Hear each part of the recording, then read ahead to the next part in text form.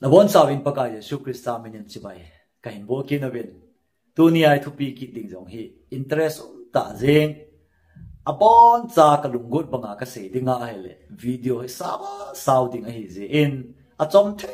penin sagau thil pi ipi za sagau ka ipi ham ti ki chu dinga hi Bible chang ka sei bangin abon chan ka sei do zo lo ding je in kain ta alang ding a thang pi ho wang hi nang ma in lama phal gom kum tiang le an sim te ding in kain nge nom hi hen lang he chema sanga chun sagau thu do la a kitil ko na le hang san na ding thil khat ka sei nomin mi tam ta hin sagau na to chu pakai min alam ta pho na hi le imo ki cha jengobin Bible chun sagau chu pate movin sagau chu phut chen movin sagau ki ti zo si ta asan hi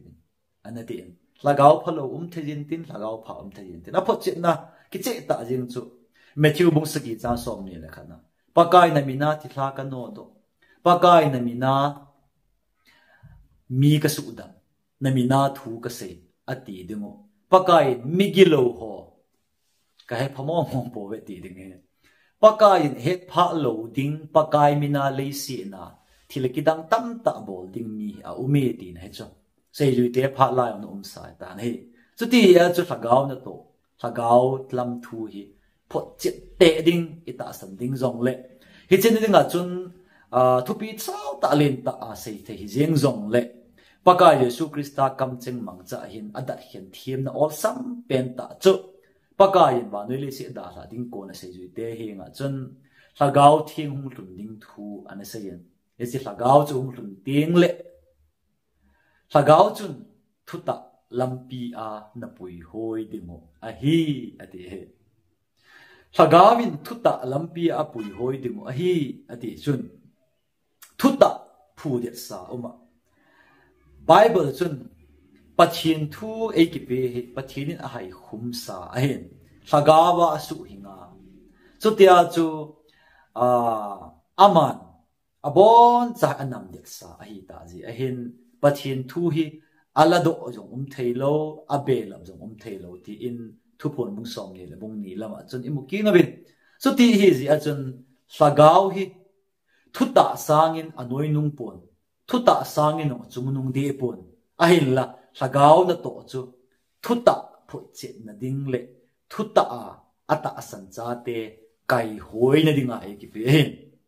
thuta sanga ga chungnun na dinga thu phon dang sim be dinga sagau a ki pe pon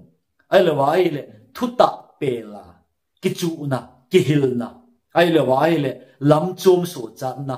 ga hol dinga sagawin apui dingin a sei pon a he sagau chun thu sa so cha na thu pe sa ai lo wai le van gam thu lu na ding le chon si thu ki hil na ho zo si sa he do sa ding le he chi lam pi a mi pi ho kai hoi ding zo a chu sagau e ki pi he ai le sagau si ti iman cha em so dia chu min sagau aman cha dan dung zo ya chun thuta bible a thu sa phu che na dinga aman cha lo na chu bai lam ta je nga sagau di le di lo dat hian thim na a hen ya ba ni sei be ding a hen Ethiopia lu ni ten korin thot khat na bung som le bung ni som le thum som le li chan chu anasim le chon sagau thil pe ho ti in bung som le bung ni a chun a hin panin sagau thil pe tam ta a hin sei do in a in la sagau thil pe a sei ma sanga chun hilaya poimo ta jeng khat het ding chu ho bung a sei ma sa he ho bung korin ho bung jong chu pakai ta sa na hi ve ati masai hi chi pakai ta sa mu theilo sagawa ta san te ki loi khom pathin mina ki loi khom pakai mina ki ko ho chu ho bung a hi ven hi chu alu krista hi ji achun alu krista chun ta sa pum chu akhan to ding ade ji achun ta sa chu khut le le theilo keng le le hi theilo bil le le hi theilo khub le oi le le alwale keng pa le khut pa le le hi theilo ji a chu esi ta sa chu ti ba za chom bol theina za chom an nei banga hi ho bunga ta san cha te jong chu a khan to na dingowa le ipia thu ta khăn tổ nè dingo kiloi khom na khăn tổ nè dingo thiên na ngày lụt na tiếng lệ bắt thiên đấy là mà cái chủ na lệ gìn chán là mà khăn lệ thiên dingo vào chú ta sa peng alo ta sa tiba ho chu na to za chom alu Krista chun a hoppi a he hiti ho chu sagao thil pe kiti he so tia chu su dam theina thim gao thu sei theina pau tin tang tho theina sagao thu phon le do theina ai lo wale thim gao thu a thu sei theina pathin thu sei thim na pathin thu dat hen thim theina ai lo wale misu dam theina mizen na dinga thilbol ai lo wale hong phal alo vai hop thim na ti ho chu chi na het na abon cha pathinin ta san angai cha di ho zo se chu api a he hichelaya point mo ta zenga het ding le tu ani ami tam ta ikipal naw ta san na lampia imu hil naw chu thilpe masaham ai lo le ta sa masaham ta sa zi a chu hichi ta sa sin pi hlin na dinga chu thilpe e ki pe chu ata sa behela thilpe le chu chang choi gu tal hen di thei lo he he chun sagao thilpe chu i pi chang jong le hen hi che sagao thilpe a sanga chun bible chun a ho bung krista ta sa a hung pi hlit na dinga chu ata sa sunga chu thilpe a ho pi zo he ale tunia nang le ke ila wa hin wa noi ga ve na hi le mi tam ta chun ata sa hai milta a thilpe le chang choya pol tum kiloi khom na tum ai lo wa hi le ki tum sim na ki tum po na bula pat jiu cho di na sa hai na te ka nan ga se le nui da no mai thai ga te ka ti le khut bang hi ato ding lim lom ta pathin ei sim do la khun ato ding a pe cho ale tunin khut hin ka tong thei nai ti hen lang atum belin ta sa ko na hin ki bung khen hen lang zalen ta jing in ama na chang se in ana to thei chu tong jing hen lang ama zum ta sa pum chom sim ku ta le khuna ko na ta sa ping thei dem alu krista na ya chula e chui chu thuta apoi mo na chu ta san na makai tu le ta san na outer ati the bible chun ta san na aji pa le e makai pa chu pakai yesu krista hi ti chu hia chun keng jong chun ke kal ka sung thei nai ti hen lang nei sa tan jeng ka chang sia ka hai dai de nang ki sa tan na hai jeng ta le ta sa hling thei di ham hling thei lo chu ta sa be ya tiba khat le thil bol thei na chun ta sa pum asem do zo lo chu hi chu hi ti za na chu hang san ta jenga chi hi ipong ka de hi he chu na masa pe na korin mi te he nga sagao na to sagao thu se su dam na asei masanga chun ta sa chu a pi hlin na ding zo a ta sa hung chei moi ding le ta sa chu krista mela hin so thei na dinga le krista khan dung zu ya a khan hli thei na ding zo a chu thil pe chu hi chi ta sa tiba ho bung mi ho la chu ki hom zo hi atina na i ati le hi chi tiba a ki hom thil bol thein an nei chu mang cha a min ta sa ko na ki bung khen na asim zo ham koi hi le keima leng pi gui ka hin nang ho aba ana hi ve ke to ki zo lo ho chu sa ta o min tin me ya go wa ma om ding a hi ati he hong gui long ding a hi ding le fsc bung li lang ivet ki na hi le pakai ta sa khan to sa na dingin le pakai ta sa sim pi hlinga the na dinga chun pakai in ho bung ho la chun sa pau langa fivefold ministry a pe solcha evangelist kelmoi ching thim gao thu hil hilaya solcha ka ti apostle ti ka sei na hi o apostle evangelist pastor prophet adi tengle teacher thu hil hiti ho fivefold ministry hi ho bung pakai mi te ho bung kiloi khom na sim phat na tinga ki pe a hin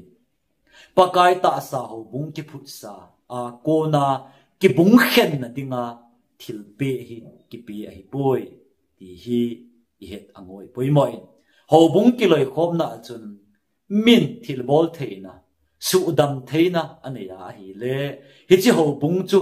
machal na dinga le ho bunga chu ta san lo ho hin pui lu theina dinga le ho bunga chu thil hoi lo thil phalo au ma hi le hi ti ho chu pathin thu sadung zu ya ke kai hoi na pha adin do theina dinga chu thagau thil pi ho chu aman cha ding dol ta lo ma he hi chu bible in thagau thil pi ho bunga pathinin api asei lo na he hi chi ki man dan le aki pe chu hi nge mit tin hin da chom chomin thil pi aki changin a he amang ho thu satan tun amang lo ho ale pathinin thu sei theina na pitai ale keiwang thu ka sei nom hi eti nang khut ki kilin lang to jeng ngong tale chun na thil pe chu naman cha de lo wa hi le nang jong chu pakai nga ya chu ta sabung peng tiba chat lo thil bol thei lo adam lo anana hi ling hi he chun tiba hin thil pe za chom che pathinin api hin ei pe de che dung zu ya hi i bol ding kin chu ei ma chang tu ma loi tum sim ding hi lovin i loi na i hung kun na thil pe hung chan lo na pakai ta sa alu krista ki zo man na pa zo chu ha ta zinga su le na ding le chei hoi na ding le pakai lim lo ma sim na ding zo hi ti hi i he apoi mo na he asaw be se lo na ding in thupi ani na hlagau ga chu galati mi te hinga sol cha po le ka thot bunga na che sima hi le chang som ni ni lama chun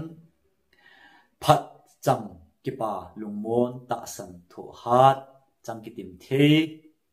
lungning ti ho che hin i ve na le ku hi ai wang a plural form a ki sei lo hi chi ko ho iti le tam ta bang chu ai wang a hlagau ga hi amin za chomin lungning kipa cham lungmon ta san tin sei jeng jong le tam ta bang jong le khat ni chu min ngai lu na an ama mo pha ting le pha cha ngai lu na hung kon do theina dinga he chi thagawa chu he chi ga ho chu so ke min thagaw a chana hi le aga ho chu tho ha na ngai cha ting le tho ha na hung ga do ding ngai lu na ngai cha ting le ngai lu hung ga do ding lung ning a ngai cha ting le lung ning hung ga do ding ta san hung ngai cha ting le ta san na tiếng lệ kipa ama mo tiếng lệ kipa na pa chu thagau chu ninga do sa ding chu tia chu thagau ga hi ko bangin jeng zong le tam ta hi lovin khat a pha tung zu ya ti tham ko ho chu hunga do ji ti na he min thagau ga chu ngai lu khat ne ya hi le kewang adang ka nei lo pi ti thei lo pi ngai lu na thagau ne ya hi le kitim thei na kipa thei na ta san tin lagaw jong ani ella apha cha aga do sa dinga chun sol cha polin katichum kachup ma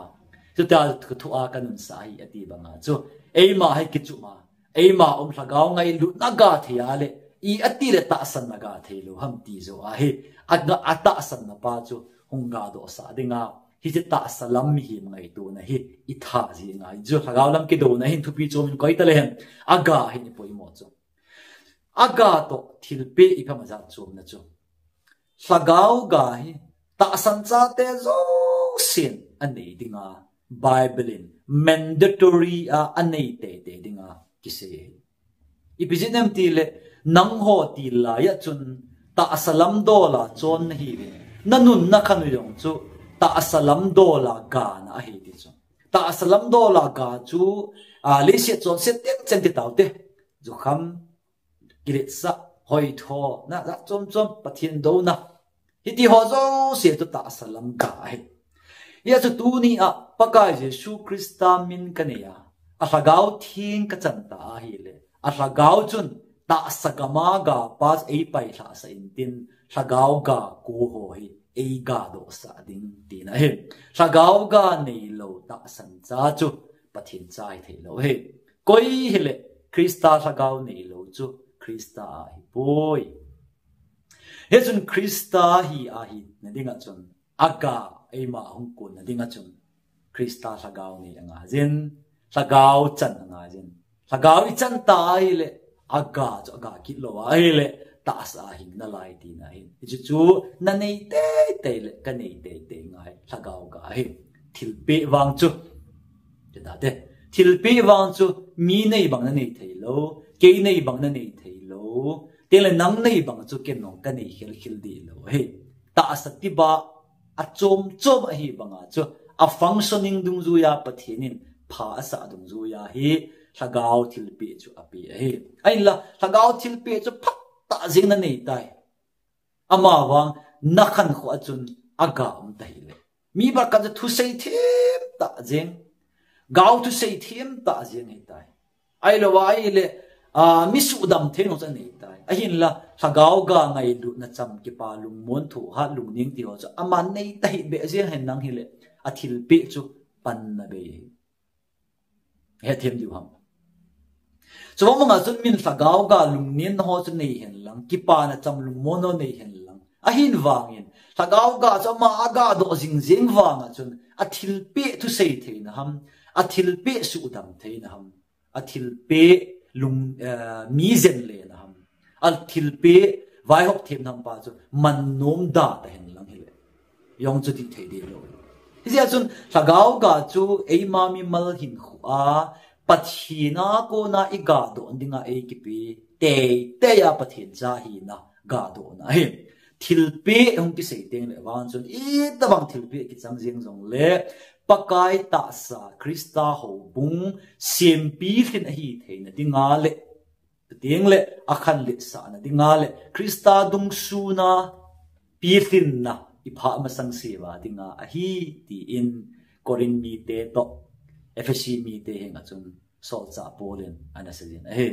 chuti hi le tunia nang le ke dinga question chu min lagao thil pe a chan chu ho bung sim pi thin dinga aman hina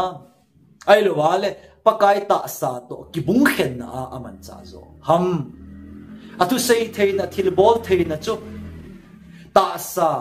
khan lit sa na dinga mang cha ham ole aman loi tum sin na dinga aman cha ham ti la yong che vit ngai ta chu ai le lagao thil pe cha chang hoi nai ai la ama chun lagao ga nam ai ale so pi lagao ga na ni ya ai le lagao thil pe na chan ho banga chu pathin na na to nam pakai ho bunga dinga nakipi nam yong chu iki khol ki ngai na lai he